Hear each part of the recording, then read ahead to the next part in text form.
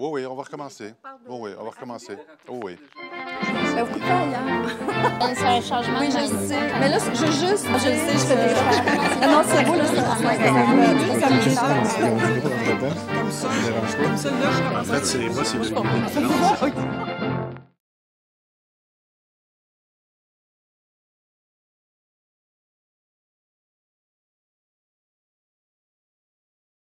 Bonjour, mon nom est Ève Richard. J'ai participé à un festival international des Casteliers, qui est un festival de marionnettes. Les Casteliers nous ont approchés pour mettre en vitrine les marionnettes. On était le premier commerce qui a accepté. Ensuite, les Casteliers ont décidé de mettre des marionnettes partout dans les vitrines dans le quartier. La première année, il y avait 9 vitrines. Puis ensuite, au cours des années, le festival a augmenté jusqu'à une vingtaine de vitrines. Le commerce que je possède vend des gâteaux, des quiches, des viennoiseries, mais malgré tout ça, on s'est mis ensemble pour vraiment, pendant la semaine de relâche, avoir des marionnettes. Les marionnettes ont changé année après année, représentaient les différentes culture du Festival international et à ce moment-là, nous ont vraiment aidés parce que les gens, les familles passent devant la vitrine et font un parcours à travers tout le quartier pour découvrir toutes les différentes marionnettes. Alors, ça a été vraiment un mariage très intéressant et profitable pour tout le monde. Nous sommes Vélopousse Maisonneuve. Vélopousse, c'est quoi? C'est 9 triporteurs conduits par des animateurs cyclistes qui se promènent dans le quartier Hochelaga-Maisonneuve. Nous, on se promène dans le quartier pour faire la promotion des institutions culturelles, des groupes communautaires, puis des différents acteurs du quartier. Nos tours durent jusqu'à 1 heure, jusqu'à parfois même 1h30. Donc, jusqu'à maintenant, on a eu jusqu'à 1000 visiteurs. C'est depuis 2012 qu'on roule. C'est une initiative du Carrefour Jeunesse Emploi, qui est un service de la CEDEST. Par Vélopousse Maisonneuve, ils accomplissent plusieurs objectifs, entre autres de créer le lien entre le pôle olympique et le quartier Hochelaga-Maisonneuve pour vraiment créer le pôle Maisonneuve, qui serait un lieu où il y a une culture incroyable, où il y a un dynamisme, autant des artisans, des artistes, des créateurs, des commerces. En même temps, ça offre des emplois de qualité à des étudiants, étudiantes et ou diplômés en humanité qui, souvent, l'été, trouvent des emplois plus prolétarisants. Là, ça permet d'utiliser leurs forces, leurs connaissances, leurs compétences au service d'une communauté qui les habite et qui les aime. Nous sommes ouverts jusqu'à la mi-octobre, donc nos tours se poursuivent. Si vous êtes intéressés, nous pourrons vous accueillir avec plaisir. Bonjour, je me présente, Nadia Drouin. Alors, le Festival Montréal Complètement Cirque, c'est d'abord et avant tout un événement TOHU. C'est le premier festival international des arts du cirque en Amérique du Nord, il y a 5 ans. Et déjà, il est devenu un rendez-vous pour le public montréalais et la planète cirque. Donc, durant 12 jours, au mois de juillet, Montréal devient complètement cirque. C'est sûr qu'au fil des ans, on a développé plusieurs précieuses collaborations qui nous ont permis de remplir notre mission, entre autres en travaillant avec des salles de spectacle à travers la ville, en s'implantant dans plusieurs arrondissements de plus en plus, et aussi en collaborant avec des sociétés de développement économique. Et c'est indispensable à pouvoir faire vibrer Montréal au rythme des arts du cirque. Il y a aussi des partenaires publics et privés qui rendent possible la création d'événements uniques comme La Rue, complètement cirque, qui est une programmation extérieure gratuite qui s'inscrit littéralement dans l'architecture urbaine de la ville de Montréal et qui en change le visage complètement. On est aussi très choyé puisqu'on a un attrait extrêmement intéressant pour tous les programmateurs sur la scène locale et internationale, donc le volet professionnel et l'accueil de plus d'une centaine de diffuseurs et de programmateurs. Ça devient un tremplin magnifique pour les compagnies d'ici. Les arts du cirque sont un attrait majeur. C'est un véritable moteur de créativité. Je pense que tout ça contribue énormément au positionnement de Montréal comme métropole culturelle et comme capitale mondiale des arts du cirque. Gilles Renaud. Atelier créatif Montréal est un organisme à but non lucratif qui a été créé en 2007, dont la mission consiste à faire en sorte qu'il y ait des lieux de travail, de création pour les artistes en art visuel, les artisans et des organismes culturels, des lieux qui soient pérennes, mais également adéquats et abordables, évidemment. Nos modes d'intervention consistent soit à faire l'acquisition d'immeubles, soit de la location à très long terme auprès de promoteurs privés pour inclure dans leurs projets des ateliers. Un des projets qu'on a réalisé s'appelle le Beauvril, qui est situé dans le Myland.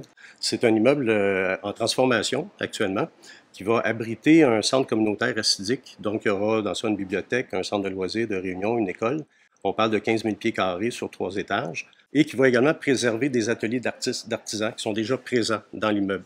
Ce projet-là a été rendu possible grâce à l'intervention de l'arrondissement Plateau-Mont-Royal, qui a posé certaines conditions aux promoteurs afin de lui consentir son usage, qui était entre autres de préserver les ateliers d'artistes. C'est là qu'on est intervenu et sorti de là une entente d'une durée de 50 ans pour protéger les ateliers et les artistes qui vont être là, donc, de toute façon, et qui vont faire partie du projet. Nous, on voit que cette intervention-là de l'arrondissement permet en fait de bonifier le projet immobilier, autant pour le promoteur, pour les artistes, pour l'organisme et pour la communauté en général, en permettant ce genre de projet de façon simple, en intervenant avec la réglementation. Anne Thomas, designer productrice Thomas Objet, et aussi idéatrice et cofondatrice de l'événement Haut et Fort. Je fais partie du catalogue de Codes Souvenirs depuis le tout début.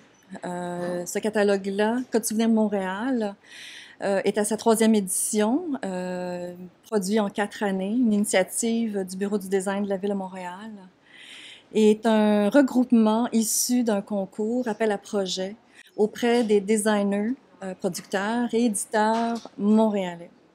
Alors, le but de ce regroupement-là, dans ce catalogue-là, est d'offrir aux corporatifs, à l'administration et au protocole de Montréal et des grandes institutions un regroupement d'objets, de produits créés, fabriqués par des designers d'ici. Depuis le début, je trouve l'initiative extraordinaire parce que ça permet de faire connaître ce qu'on fait ici. C'est à partir de ce catalogue-là qu'on a invité les designers à se joindre à nous pour faire un genre de salon off durant la semaine du design à l'UQAM. J'invite les institutions et les entreprises à faire appel aux designers locaux pour tous leurs produits corporatifs, pour leurs événements, parce que je trouve qu'il n'y a rien de mieux que d'avoir des projets, des produits qui sont faits à la carte pour eux, par nos designers d'ici. Valérie Beaulieu, je viens vous parler de la Ligne Bleue. La Ligne Bleue, c'est un réseau de lieux culturels et de commerces de proximité qui ont décidé de travailler ensemble pour mettre en valeur tout ce qui se fait, culturellement parlant, dans les quartiers de la Ligne Bleue. On parle d'Outremont, de Villeray-Saint-Michel Parc Extension, de Rosemont-la-Petite-Patrie et de Côte-des-Neiges Notre-Dame-de-Grâce. On a décidé de bâtir ce projet-là, justement, en travaillant des réseaux au pluriel. Le nom long, c'est la Ligne Bleue, réseau et quartier culturel. Réseau au pluriel parce que d'abord, on a commencé par un réseau de lieux culturels qui est maintenant rendu à 35 lieux culturels. On a ensuite on a ensuite construit un réseau de commerces de proximité qui est rendu à 35 aussi commerces de proximité. Et on poursuit cette construction de réseau-là. Cette année, on va faire un réseau d'affaires, affaires et culture autour de la Ligne Bleue. Et voilà, c'est notre façon un petit peu de construire. Peut-être que le prochain réseau, ce sera le réseau des scolaires de la Ligne Bleue. Mais l'idée, c'est vraiment de fédérer tout le monde, en fait, dans ces quartiers-là. Pas seulement par arrondissement, mais de dépasser ces frontières-là pour qu'on travaille ensemble à mettre en valeur, renforcer le sentiment d'appartenance aussi dans ces quartiers-là. Parce que pour nous, la Ligne Bleue, c'est le portrait de Montréal. Toutes les communautés sont représentées là. Et puis c'est ça, c'est d'augmenter son rayonnement et puis ultimement d'augmenter l'achalandage dans les lieux de ces quartiers-là, qui sont des quartiers de proximité où on retrouve de la culture aussi de proximité et qui sont faciles d'accès, qui sont près des citoyens. Donc voilà, c'est le travail qu'on fait. Bonjour, je m'appelle Simon et je suis le fondateur de GraphMap, une application gratuite pour découvrir et partager l'art urbain. Je suis originaire du Nouveau-Brunswick et j'habite Montréal depuis 5 ans. L'idée de cartographier l'art urbain m'est venue en explorant toutes les couleurs de la ville. Au début, j'ai créé le site GraphMap pour un usage personnel, mais je me suis rapidement rendu compte que plusieurs autres personnes cherchaient un moyen pour partager leurs trouvailles. Les membres de la communauté ont éventuellement demandé une application mobile. Nous avons choisi le sociofinancement pour ce projet en fonction de nos valeurs, c'est-à-dire afin d'assurer la gratuité de GraphMap. Comme l'art urbain, GraphMap est pour tout le monde. GraphMap, ça va jouer un rôle important au développement d'une nouvelle expérience urbaine. Les villes favorisent de plus en plus l'art urbain et nous voulons devenir le conseiller artistique pour naviguer ces galeries à ciel ouvert. Bonjour, mon nom est Ronald Gilbert. En tant que producteur délégué dans l'industrie du cinéma et de la télévision, je suis responsable du tournage et de la livraison d'un projet selon l'horaire et le budget prévu. Mon expérience d'une trentaine d'années dans l'industrie m'a permis de constater que certains critères sont importants pour assurer le succès d'un tournage. L'un d'entre eux étant indéniablement le choix des lieux de tournage. C'est pour cette raison que une photothèque numérique à jour des lieux de tournage disponibles à Montréal, comme celle que nourrit le Bureau du cinéma et de la télévision de la ville, est si importante pour nous.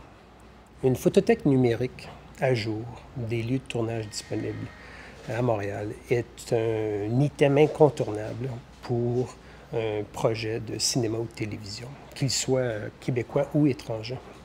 Et la ville qui offrira les meilleurs choix permettra aux créateurs de mieux s'exprimer. Elle aura une longueur d'avance sur ses compétiteurs. Cet outil a la capacité de mettre en évidence et de faire rayonner tous les quartiers, tous les arrondissements de Montréal. Bien sûr sur des écrans québécois et canadiens, mais également sur les écrans étrangers à l'international.